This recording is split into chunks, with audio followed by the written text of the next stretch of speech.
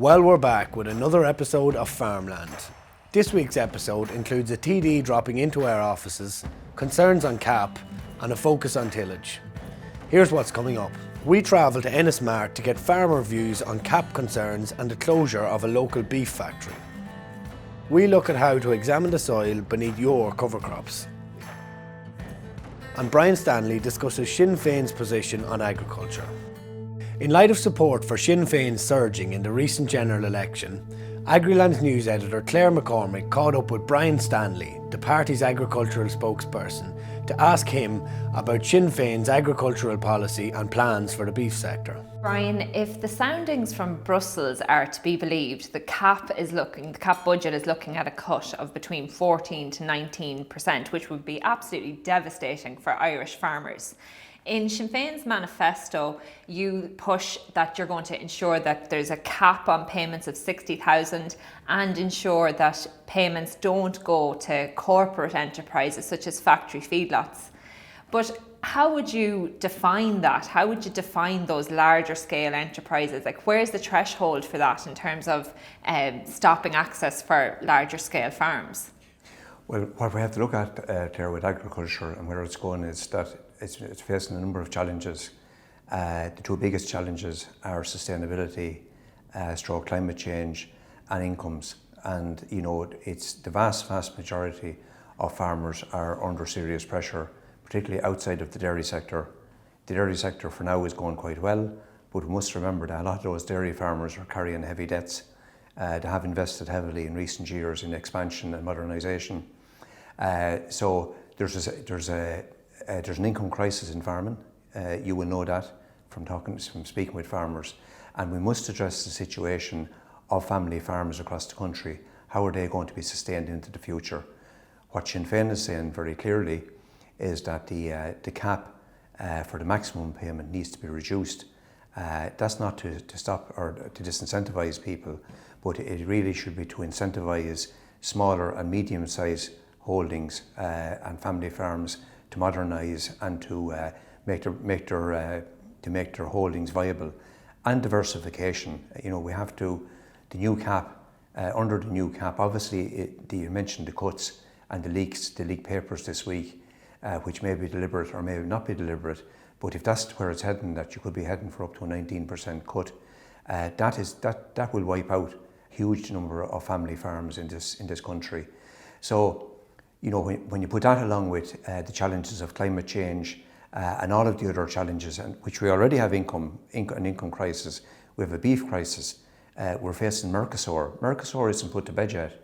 I got a motion through the Dáil in the first week I was in this job as agricultural spokesperson back in July, which mandated the Irish government, and indeed I would argue compels the Irish government to go back to Brussels to build alliances with other countries to face down and stop the beef element of Mercosur. That has to be stopped. At the same time though, Brian, a lot of the smaller farms, it's a part-time income that they have coming from agriculture. Then you have the full-time farmer where their farm is more intensive at a larger scale.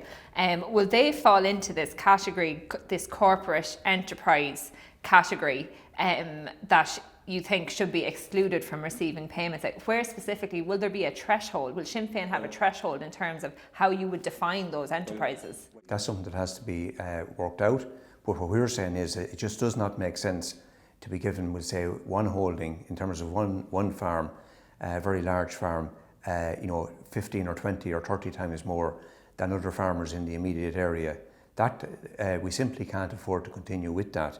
But what we're also saying very clearly is that the feedlots, for example, and we've had a lot of talk in the last 8 or 9 months about the beef barons and the way they're manipulating the beef situation. Well, if we're going to tackle that, there's obviously the pricing issues with those to be dealt with, but it certainly doesn't make sense to be also giving them taxpayers' money to actually manipulate and have an undue influence in terms of beef prices and controlling the whole beef market. So those issues have to be dealt with, and will have to be, the minutiae of that detail will have to be drilled into and worked out. But what we are clear about is that if we're going to, we have a choice to make here in this country. If we want medium-sized family farms to continue as viable entities producing quality food, We have to make a decision about how we're going to support that, and that will need a spread of cash across a lot of those family farms to bring them, in terms of viability, to modernise them, but also to diversify, because simply relying on the profit from producing beef, that isn't going to cut it any longer. A lot of those, and I've been saying this for years, and Sinn Fein have been saying it, a lot of those family farms where they've erected sheds in recent years, all those sheds should have solar panels on them. We don't have them on them. We have very ambitious plans in terms of renewable energy, and obviously while we have to get the biggest pot of money we can in Europe, when we're divvying out that money here and how we structure those payments and where the money goes in terms of TAMS and the other schemes, we have to ensure that sustainable renewable energy is part of that, to allow farmers to create a second income, to allow farmers to generate electricity for their own use, and to allow farmers to increase the viability of their holding. That's essential. Just on price, I suppose the big issue in terms of the beef crisis this year has been that is poor prices and the impact that that's having on the ground on farmers. The government to this stage is saying that they can't intervene on price, that's between the processors and the fact that they have the control there. The language used in your own manifesto that you're going to take on the beef cartel, that you're going to challenge the beef cartel. In practical terms, what could you do as the potential Minister for Agriculture in the first 100 days to actually tackle price? Would you bring in legislation that you can control price? Well, I actually have a piece of legislation there for the last 5 months, the Beef Price Transparency Bill 2019 that I introduced in the Dáil. We would implement that bill. That would help to bring about transparency in real-time information in terms of what's being paid by what factories for the quality of cattle, the age of the cattle, etc., right? And that's one thing we could do, and that does happen in other countries. We don't do it here. Now, we welcome the Board B index, which does give you the index price for the comparison with European countries, but within the state here, that's one of the things we should do. The Consumer and Competition Authority, they also need to carry out an investigation into what's going on. And I mean, it's an open secret that the offal industry is controlled by one individual and one corporate entity. That's the factual situation. Up to 90% of the offal industry is controlled by that entity. Anybody working in the beef industry will know the facts of this, that if the offal, whoever controls the offal, which is the one part, obviously the end product within the beef sector, one part of the end product, whoever controls that can actually manipulate and use undue influence with the corporate entities that are not in that. So that all of that, effectively a cartel operation, that all needs to be investigated and needs to be dismantled, because you can't have a situation where one corporate entity is effectively manipulating the whole beef sector. Well, I suppose, Brian, the Competition Authority did report last year that it was, in their view, there was no cartel in operation in the beef sector. But just specifically in terms of intervening on price. Can I address that? In relation to, I don't see, and this is something it's not acceptable to us, that, and I'm well aware of what their findings were, but that they came to the conclusion that that there wasn't that one corporate entity did not control too much of that market. I mean, I don't know how anyone could investigate the beef processing sector in this country and come to that conclusion. And that's certainly not the view of farmers. It's not our view. So you would reopen? Absolutely, and and I know from dealing with that organisation, the Competition Authority, in relation to other areas of the economy, that we have a very, very weak consumer protection and competition authority in this country. It's very, very weak. It's literally a toothless tiger. But on price, Brian, would you, if Sinn Fein were in government, do you think the government should have more control in terms of intervening on price when it goes to a certain level? Would you bring in a baseline?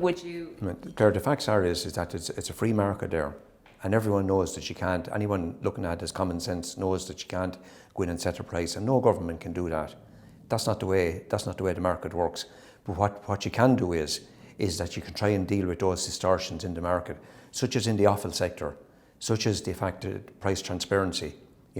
We believe that our price transparency bill, while it wouldn't be a silver bullet, it would go some way to actually shedding light on what's going on within that sector and would help to open it up and to bring about some level of accountability within the beef processing sector. So there isn't, we're very clear about this, we're not saying we have a silver bullet.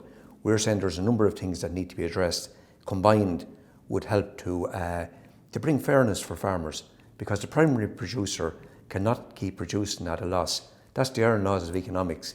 You can do that for 6 months or 12 months, but you can't do that into the second, third and fourth year. And I go back to that point I made earlier, you know, it's the viability of those family farms. We have to make a decision. Do we want them to be viable? Do we want to retain that model? If we do, then we're going to have to deal with these issues. We can't keep sidestepping them and ducking and diving around them. These have to be dealt with head on. Okay, we'll leave it there, Brian. Thanks for coming into us. With recent news, the C.A.P's beef processing site in County Clare has closed. AgriLand travelled to Ennis Mart to get a feel for how this closure will affect beef farmers in the locality. It's a big loss for the men with small numbers of cattle. You know, the men with 15 and 20 and 30 cattle, and you know, they can go there, bring in 4 or 5 whenever they want to. You know, your fresh kill, and it was very good. Few of the bigger men then, they had a couple of hundred cattle back West Clare. They got on very well now. They were well treated, and it's a major loss. Duffy's and Gart when it closed is a big loss to South Galway, and this is just a bigger loss to County Clare. The news seems bad luck. I think the hostilities was a factor, the aggression the farmers put on the C.A.P group. I think was a major factor. And they wanted to show their teeth, like, I suppose. We are the bosses, like. They're normally going to tell us what to do and push us about. But, yeah, they could be calling their bluff, maybe. But we'll give it a bit of time, let things settle, let the heat, and there'll be background stage talking and, you know, the usual that goes on in these issues. And I think God is good, like, something might come out of it. It was a great asset to the local community, the farmers. Maybe as things progress and, well, the instability of the wheeling and dealing with Europe and Britain is another significant factor, like. They don't know, is there markets on par here that we can compete with, you know, Europe, the big market out there, and Britain's our big trading partner, like. And there's a lot of talking to be done anyway, internationally. And that's the constants that we've come to here, and that'll take a bit of time. Well, sure, for the men now, older men now that would bring their own cattle, sure, it will be devastation. They'll have to get agents now to bring their cattle. And an increasing cost, I suppose, and like that now, the farmer, at the end of the day, he's trying to make a pound, and the more he's spending, the less he's making. So, I don't know now after that. It'll be an awful loss to the farmers, like. So what can they do? There's just going very bad, and they're the big staff there, hadn't they? It's hard to keep it going. Price of cattle are gone very bad. I make out they'll be very bad into the year too. So England want nothing trying to fix up with the EC at all. If England start buying them off of Canada and New Zealand, they have a deal done with them for the sheep there, New Zealand. I think things are going to be looking very bad for farming. With proposals of a potential 14% cut to the budget of the Common Agricultural Policy, we also asked the farmers in Ennis how this cut would affect a county such as Clare. I'd imagine it to be huge. Sure, 2% or 5% cut is massive as it is even. And that's only what they're proposing. It could be a lot worse than that. Maybe they're only drip feeding us. We don't really know. And our politicians would want to stand up there as well too, and they want to be someone in control to argue our case.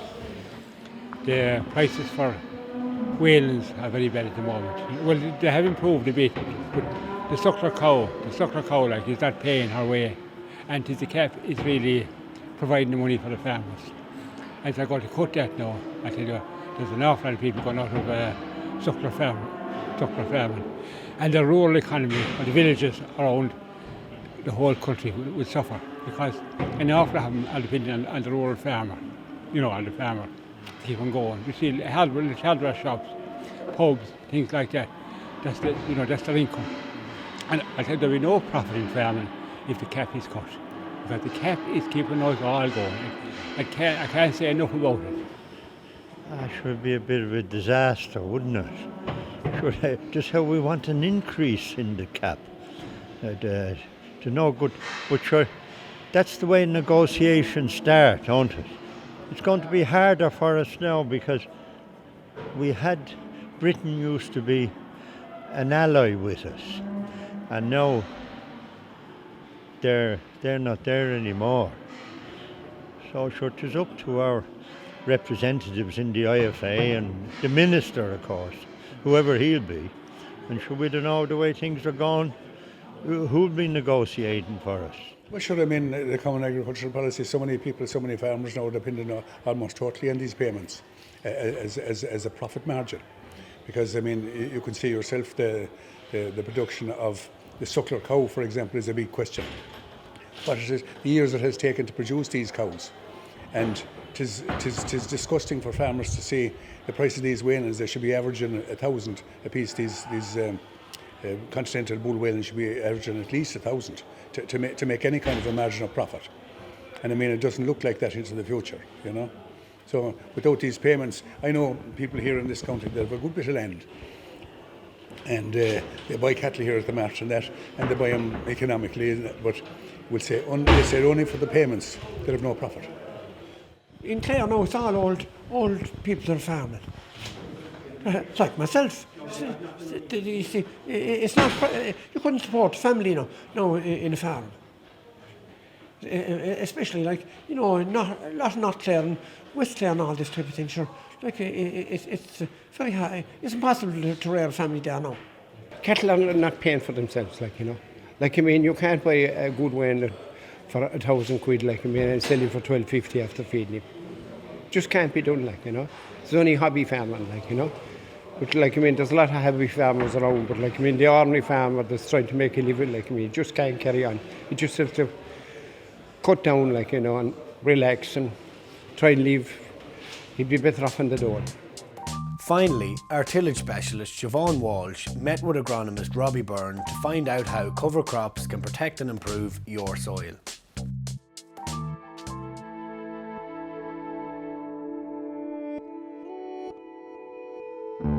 Hi and welcome to this week's how-to video. I'm Siobhan Walsh and this week we're on Michael and Norman Dunn's farm just outside Maynooth in County Kildare, and we're looking at what's happening under the ground in this field of cover crops. And today Robbie Byrne is going to look at what's happening in the soil with us. It's February now today and we're after having snow earlier on. So if this ground was bare, it'd be that weather would be doing a lot of harm to the soil. So the cover crops are providing protection.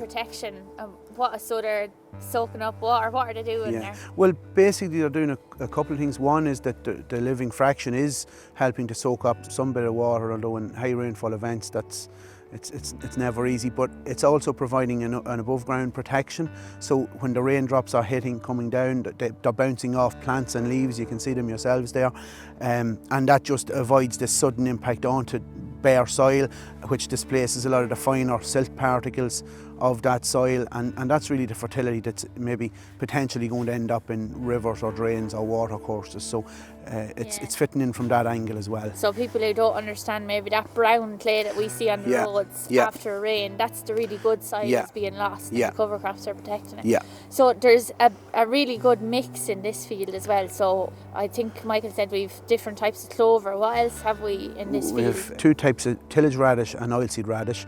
We've phacelia, there's vetch, and there's actually some linseed. I suppose a lot of people start off with just single species cover crops and then to try and maybe move towards more multi-species for various reasons. And there's still a lot of research to be done on cover crops in Ireland. There's a lot of research from abroad showing the benefits of them, and a lot of challenges as well, early sowing being one of them, and I think we can see that here. This was an early sown crop, sown sometime towards the end of July. And even some Irish research has shown with some of the cover crops, a week in July is worth nearly 2 to 3 weeks in August and is worth a month in September. So I think some of the earlier research showed the biomass, basically July sown cover crops were producing 3 times as much biomass as September sown cover crops. And they were actually crops for forage, for feeding animals. So again, dual purpose cover crops. So the roots will penetrate deeper. Some plants will have deeper penetrating roots, other plants will have roots that grow more widely in the top couple of inches. So like the two radishes will have a deeper taproot to penetrate to deal with compaction, whereas the Phacelia has a lovely, you know, a very thick mat of small fine root hairs that really work that top 3, 4, 5 inches, and very good feeders of soil biology and encouragement to soil biology. And the linseed is probably one of the most pro-mycorrhizal plants that we can probably grow in this country. So again, he's looking at that as a means of just introducing a bit of rotation into that and biodiversity in the below ground root exudates coming from the plants. Right, you brought the spade, Robbie, so we'll go dig a few holes and see what they're doing.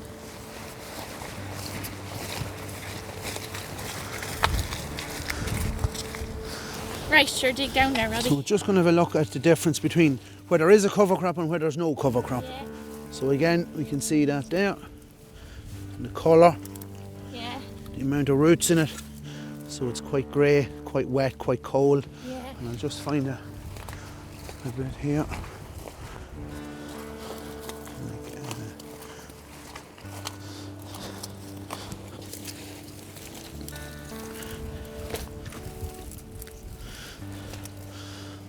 I'll put them side by side. So again, it's just coming down from one of the radishes. We can see it's far more friable. Yeah, so the roots are coming open out and the clay is around it. It's more open. It's actually doing the physical work of keeping the soil active, keep feeding the photosynthesis down there. So there's, some people call it the liquid carbon pathway. So the clay is a lot more crumbly too, isn't it? Yeah. So like, despite the day and the wet feet, like you can really see the difference in the two of them. So there's a lot of cover here now, and it's February, and Michael's going to sow a crop in it. So what's Michael or Norman, what are they going to do before they plant? And again, there's a number of options open to any growers. Michael has already rolled some cover crops in that when he knew there was a couple of heavy frosts coming, and he got a very good result from that this year. That's not always guaranteed. And other cover crops in the past, he's used just desiccate them with glyphosate and a quick burn down. So again, the traditional methods and maybe some of the more interactive methods, you know, looking at, we say, non-chemical control, but he's I suppose constantly trying to see which is the best way, and at the moment, as long as glyphosate is registered, it's the quickest way to desiccate the cover crops. So Robbie, we've learned an awful lot just from digging holes and seeing what's going on in the soil. You call it pooching. Yeah. So maybe that's the biggest thing to take away from this video. Go out, look at your cover crops and dig down a hole. The best investment you can make on your farm maybe is a spade.